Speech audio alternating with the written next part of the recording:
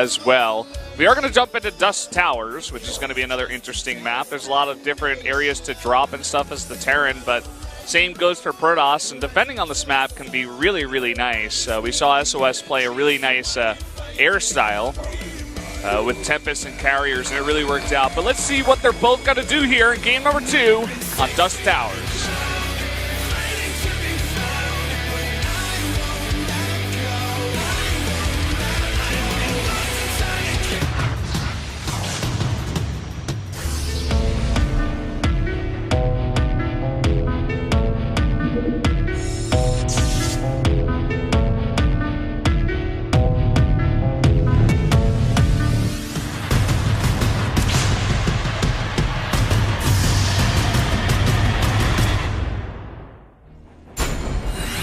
Game number 2 on Dusk Towers, down in the bottom left in the red, winning that last game. The Terran player, it is ByuN.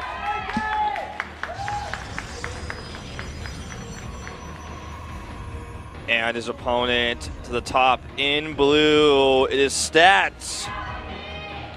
There he is. Yeah, you're talking about Stats' curse of not leaving the round of 4. I'm sure he feels the pressure now to pass that or get as far as he possibly can in this tournament. Still looking, everybody's talked about it for a while. I feel like he was kind of, what's the word? Like people didn't recognize him as much as they should, and yeah, you know what I'm saying? Yeah, we were talking about this a lot actually, like last season of Pro League, where Stats was actually, like, I'd say probably top 5 in the winner's record, and he had an insane record on KT, and everyone's like, well, Zest is the best, and I really like this, and whoa. Whoa. I was reading the sign, and I look up, and that's really scared me, actually. It's like, don't, I think it said, like, don't get rid of Terran. I didn't quite see it, but... Don't want the Terrans to fall out of StarLeague here. Like, don't knock the Terrans out, but, like, Terran is dead race, D-E-D. Yeah. You can see by his mask. Stats was not getting the recognition that players like Parting and Zest were getting for a very, very long time. Classic. Rain back in the day. Rain. And I think it's because a lot of people do value individual leagues over team leagues, and Stats' best performances did come from those best of ones. But towards the end of last year, his performances became more and more consistent. And you definitely cannot count this guy out. We're in a new expansion now. And I would say a lot of people do favor him over ByuN here. The word I was looking for was underrated. Yes, that's a good word. There it is. Guys, I got it out of my brain and out onto the mic. This is actually going to be caught here. Wow, that's really big because you guys know he got the scout there last time with the Reaper on the Dark Shrine. So now he's going to have a lot less scouting information, and he's going for the same build here. So now he's going greedy once again, but he's not going to have quite the same information. So this can get kind of sticky here for ByuN. Yeah. We also saw that shot of ByuN there in the camera where he looked a little bit annoyed by that mistake. He had the grin of, like, the grinning grimace where you're like, ugh. Yeah, the embarrassed grin. It's like, that shouldn't have happened. Yeah. Well, it is going to be Oracle play to start things off, and with the greedy build ByuN has chosen here, it can be quite powerful. Obviously, versus such a small Marine count. ByuN did have one turret up by the time the DTs arrived, but this is going to hit a little bit faster than that. His E-base on the way now. If he makes that same blind turret, it will definitely help him out. It's going to make this defense a lot easier.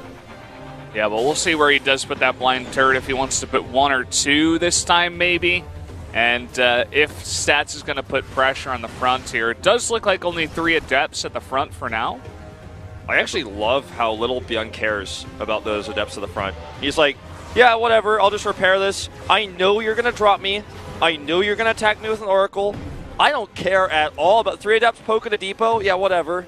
Well, now he sees it, and he's got to get these Marines back. Nice pull on the SCVs. This Oracle getting to work now on that missile turret, but it is going to be warded off, only getting 1 kill here on an SCV.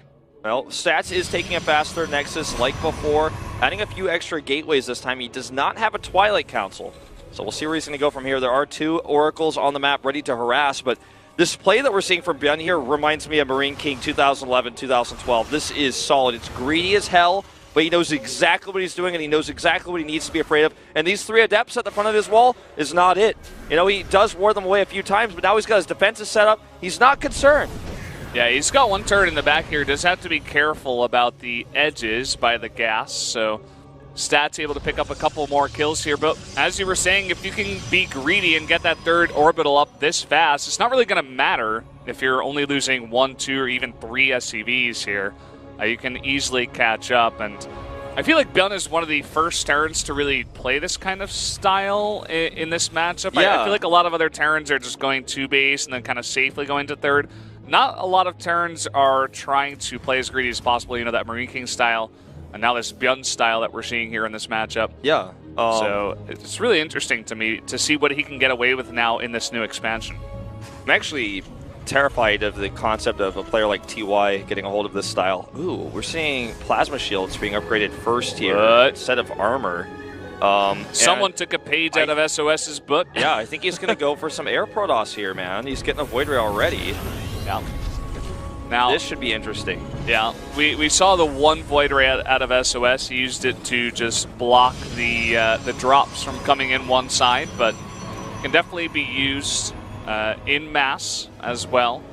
I feel like I would like Tempest a little bit better, but he just have to get that 3 base and 4 base up, and for now having a Void Ray is definitely going to help in terms of being safe. But yeah, I mean, he's also adding 3 photon cannons here. He knows the weakness of what he was at last game. Oh, nice scan here. He's going to see the cannons as well.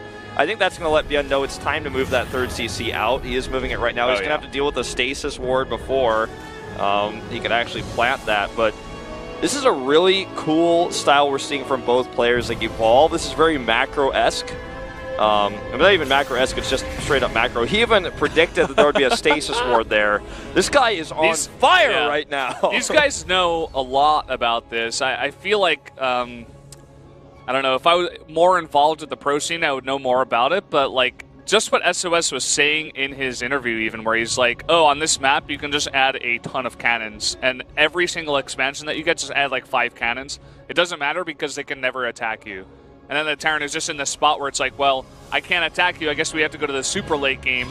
And then so far, the Terrans just haven't figured out what the best late game army is. Battlecruisers. Against a super late. Yeah, I mean, it could be. We don't know yet. But against like that super late game Tempest, Carrier, Archon, Storm army. This is actually a ton of resources. Stats just dumped into those High Templar. If they get caught in the middle of the map right now, this could be a huge mistake. Okay. He's got the Adepts up at the front now to protect them. Remember, I thought the Adepts were going to move out, and those 3 High Templar could have actually just been wiped here. It may still happen. His Storm is not ready, and he is going to go and target those down right now, Valdez. A huge arc of Terran Bio here. And a bunch of Warpins coming in, and 2 overcharges used. But again, ByuN is trading very, very well. Maybe 3 cannons isn't enough. Yeah. But he is going to hold. But Stats, they're looking a little bit shaky, not paying attention to the fight for just a second, and loses 2 High Templar. You know, that was definitely a good trade for ByuN, absolutely. I think a lot of people looking at this are going to say, well, ByuN is up 30 supply, but he's got weak bio. He doesn't have very many medevacs yet. His upgrades aren't that solid. And we have Storm on the map now. And Storm ignores upgrades. Storm doesn't care. You get a few good Storms, and that supply lead will just vanish in a matter of seconds, especially if you've got cannons up at the front. Those don't take up supply, obviously, and that's part of what he's got here for the defense. But I do like Stats' position here quite a bit. He's going to even sneak 2 Adepts now into that 3rd base, and he's got a Warp Prism headed for the natural. This is going to take so much pressure off of Stats here. But ByuN, it doesn't seem like he cares. He wants to go for the attack, but as you were saying, that's a lot of High Templar with a lot of energy there for Storms, and he does have to deal with these drops first. Yeah, and this is exactly why SOS is saying the Terran can never attack on this map, because you are going to get punished. It's a huge rush distance, first of all, and second of all, there's a ton of airspace behind the base for Warp Prisms to lurk around. We do have that fleet beacon for the Tempest you were talking about on the way now, and the 2nd Stargate coming up, and just now is ByuN completing his Ghost Academy to deal with the High Templar, but the air transition is underway. We do see a scan goes down, will reveal the fleet beacon, and I'm wondering how ByuN is going to tackle this problem. Oh, wow, he scans the gold here. I think he's seen this a couple times before, Wolf, if I would say myself. Oh, ByuN going to lose a full medevac full of units. The second one does get kept alive here, but that's exactly what that Void Ray is for. Yeah. But at the same time, I feel like it's okay, you know, like, even if he does lose that 1 medevac, the most important thing here is keeping the Protoss off of 4 bases. And we'll see if he can shut down the other 4th base here. That one is going to be a lot easier to hold. Of course, the other one was a gold. and it was hidden, but it was scouted out here. Now, I've watched most of the Pro League VODs. I want to ask you, though, just in case I missed it, we have not yet seen a Stasis Ward comboed into a Psystorm, have we? I don't believe so. I want to see that. Not from what I've casted. That would be really interesting. Imagine you time the Psystorm perfectly with the Stasis warding off here. That would be really cool. Again, a huge arc of Bio right now. 20 supply up in Army is ByuN. Really eating those storms, though. He cannot be absorbing this much damage. He needs to split away. So many storms being used here. Now the Stasis Ward making half of ByuN's army obsolete. He does have to back off now.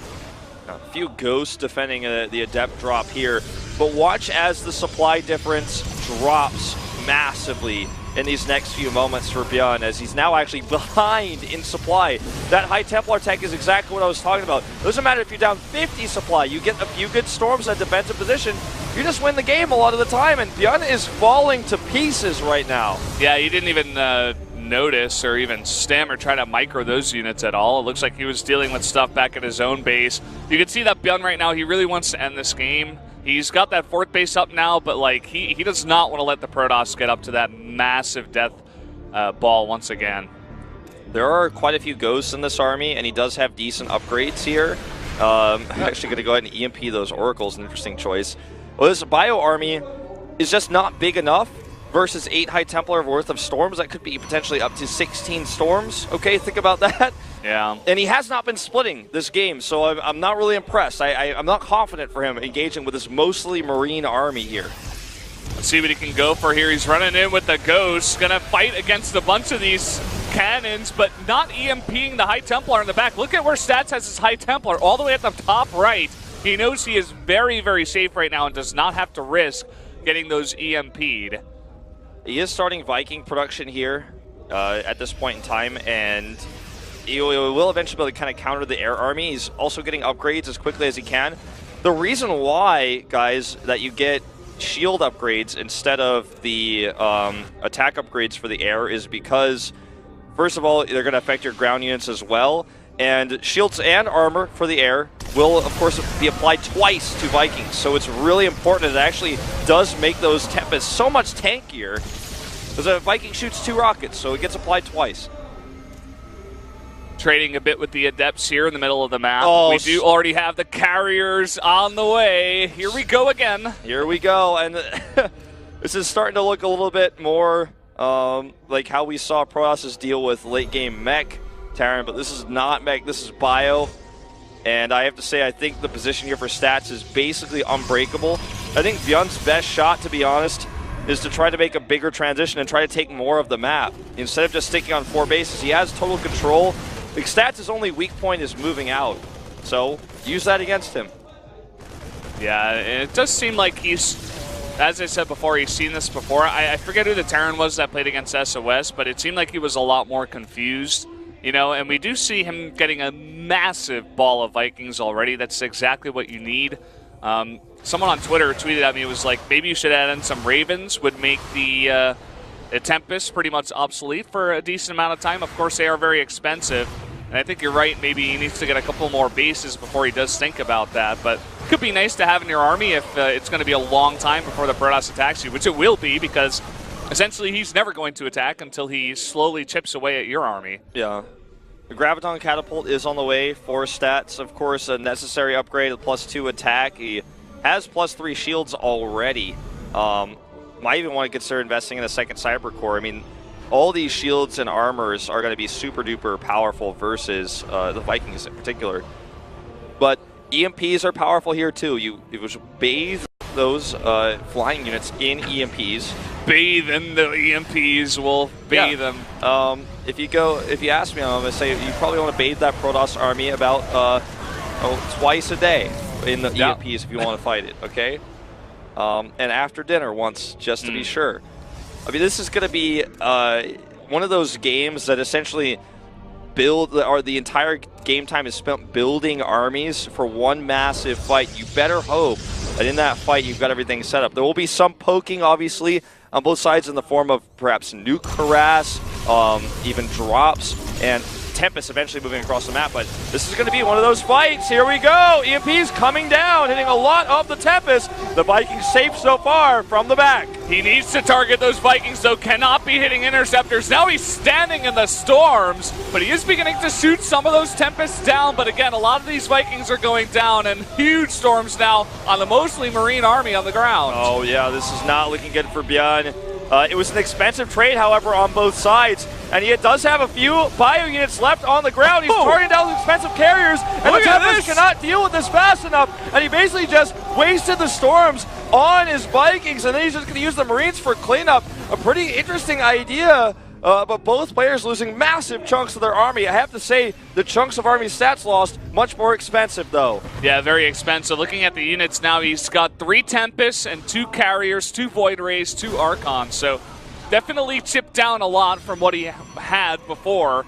And ByuN can definitely remake this army a lot faster. We may see a follow-up counterattack here in just a couple of minutes. He definitely doesn't want to let Stats get up to that mass ball once again. We do see Stats is making 3 Carriers at a time now. He's going to stick on only 3 Tempests, so kind of an interesting idea as well. Yeah, well, you know, the Carriers are going to do better versus Bio. I know it sounds weird to even like think about this concept, but I mean, Legacy of the Void is still new. People are figuring things out, but Carriers DPS does a lot more to Marines than a Tempest can because it fires so slowly. So I guess that's the idea as you start to realize, wow, ByuN's, you know, sticking with the Bio army on the ground more than the Vikings here. But we're going to have another engage, and this is just too many Marines. He's losing a lot of interceptors as well, so these Carriers are basically neutered right now. Eating huge storms, wants to back off, does not actually end up killing that Nexus. Oh, nice EMP down there. He's only got 1 storm left, wants to hit it. It's not the best storm. But again, there's not that much bio left over, but is it going to be enough? No. Not with the Archons on the ground right now. Yeah, he's going to force ByuN to back off again. Yeah. He was like trying to get that Void Ray super hard. I was concerned for him. Void Ray's never going to be worth it. A lot of harass going on meanwhile by Stats with Adepts. So he's keeping the SCV count pretty low, which is important. Obviously, if you look at the top right, the minerals are the limiting factor here for ByuN when he's going for this bio-heavy army. Whereas for Stats, it's minerals and gas he needs, and he does have it. Keeping that base alive was critical. If he lost this base here, he would have a lot harder of a time, and even still, he doesn't have his gases up and running. He's desperate for gas on those. Yeah, we're finally seeing ByuN going for a drop here. One of the critical things that SOS went for is a guarding Void Ray, I'd say, from getting into the main. Does look like ByuN wants to drop behind the 4th here, maybe snipe some probes. So not going to be going for the production here, but it's going to deny a decent amount of mining here. Not bad. But if he would identify that there is essentially no protection for the production right now, that could be a nice drop point as well. Yeah. I mean, when I look in there, there are 4 cannons, but if you go for like 2-3 medevacs, I know he's not making many Marauders right now, so maybe that's why. Definitely would be less effective at taking out those cannons, but... Oh, I think you make a very valid point. You know, there's 2 ways... just like in Advanced Wars, man, there's 2 ways to win the game. One is to kill the whole army, one is to capture the HQ, and those Stargates in the base are the HQ. We're going to see another fight here. Big storm going down, hitting a lot of interceptors as well, but ByuN's army is looking pretty weak here. Well, where are the rest of the storms, though? Yeah, everything got EMP'd, and now there's just a bunch of Marines trying to get on top of these very heavily upgraded air units, but can they even kill the ground units? He needs those Archons. Finally, some Archons popping out now. This is going to eventually push ByuN back. ByuN, the problem with what ByuN is doing is he's always, like, he's trading a less expensive army for a more expensive army, but he doesn't have enough to finish the game, so this just keeps happening, but he's starting to lose the trades now. Like, he's losing a medevac here. Yeah. He lost his whole bio. He didn't kill a Nexus. So now is the time where Stats is actually going to move out for the very first time. I feel like ByuN could have waited till he was maxed to do a fight like this. Factory comes over here just a bit too late to stop this Nexus. So close, and... yeah, I mean, that was a pretty rough fight. I mean, all of his Vikings, he can barely produce the Vikings right now. It seems like he wants to get some medevacs back. That's also a limiting factor to dropping from what I was talking about before. Yeah, but for sure. Now look at this. I mean, 4th base is being sieged. This is what this composition is all about. You get so many storms on the ground to deal with anything on the ground, and then you just have all these super powerful units that can just walk all over your bases, and there's nothing you can do about it. Yeah, and there's another problem here is he doesn't have Ghosts, so Ghosts can blanket that. If there are no High Templar in this equation, ByuN just stims forward and kills all the air units again. You know, we've already seen this happen, but he doesn't have an answer for those 7 High Templar on the map right now. He does have 3 ghosts somewhere, but they're not with his army. He's not making anymore. Okay, there he is. He's got 5 on the way now. I was about to say, he needs those. No, he's just now reproducing them. Remember what you were talking about before. ByuN could have essentially taken the whole map. Well, hold that thought. A nice little harass coming over here, going to snipe down a bunch of adepts and maybe get a bunch of these probes as well. If he can limit Stats' mining at the same time and draw this entire army back, that would be a pretty nice move here. Yeah, you know, that was a perfect choice to actually kill those warping in instead of canceling the warp in with a pylon, because that's so expensive for Stats, and he just lost them all without accomplishing anything. He wants to get this Nexus. I don't think he can. It's going to cost him too much. It's going to be really close. He's going to focus it down, and there it goes. And he loses all of the Marines and even the medevacs, but I mean, he gets the Nexus. I don't know if it was worth it, you know? He still has quite a few Marines on the map. He lost mining at that satellite base. It's actually burning currently. Look at ByuN making 5 Marines at a time. If the Stats moved across the map right now, there's nothing that ByuN could do to defend, and I think Stats may just do that right now. Yeah, there's only 3 orbitals on the map. Think about that. That's actually a crazy thought. He didn't make many more orbitals. He doesn't make any more CCs. So it's not like, well, he's 15 workers out. He could drop mules. Like, I'm using the Caster 101 book. We talk about Terra. No, it's like not even like that in this game. He has 3 mules at a time he could drop, if even that.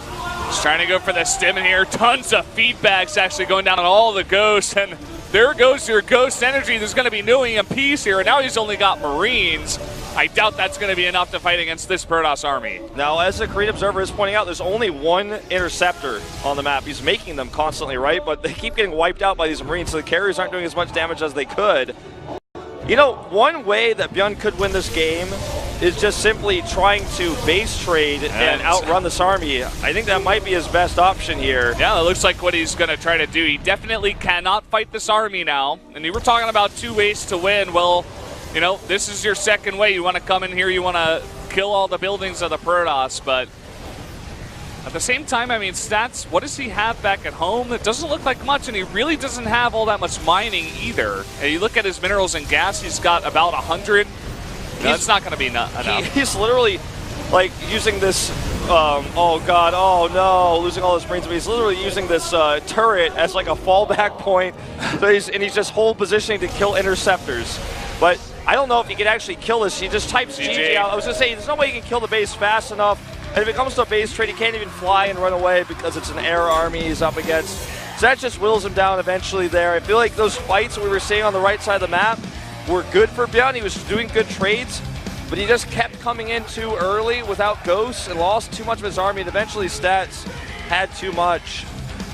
Yeah, that was a really interesting game. The more I watch that map for PvT, it's like, people will say, oh, I can't kill this Protoss army, it's OP, you know, but I think it's more so the map. Like, that's the only map I feel like you can really do it on. You can defend on 3 bases so easily as the Protoss. You make 3 cannons, put up a bunch of pylons, you're going to be totally fine.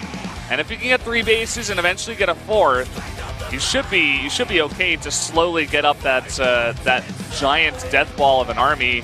We don't really have anyone that's figured it out just yet, but I'd be really curious to see how Terrans begin to solve this problem on this map against Protoss. Yeah, I think step number 1 from like a basic outsider perspective, like myself as a broadcaster looking at the bird's eye view, the cheat sheet, is I think more rapid expansion and more production facilities. If he had more money and more barracks, then he could trade and have a next ready army available every time. He was floating his bases to the extra bases. He was going very, very slow.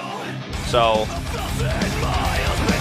I mean, basically he just expanded too slowly and eventually ended up running out of steam there in the end. Yeah, so guys, we're going to go to a quick 5-minute break. We'll be right back.